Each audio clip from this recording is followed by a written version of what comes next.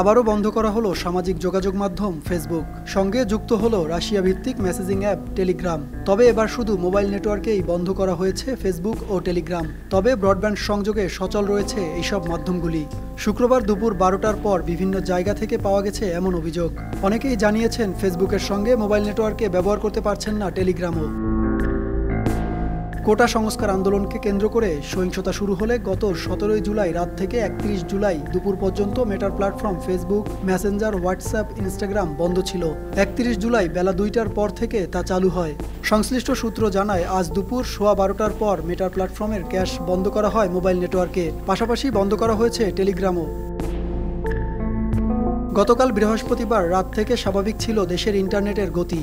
বাংলাদেশে mobile internet ব্যবহারকারী 12 কোটির বেশি। ফেসবুক মোবাইল ডেটায় বন্ধ থাকলে আবার ভিপিএনের ব্যবহার বাড়বে এবং তা ইন্টারনেটের গতির উপর প্রভাব ফেলবে বলছেন সংশ্লিষ্টরা।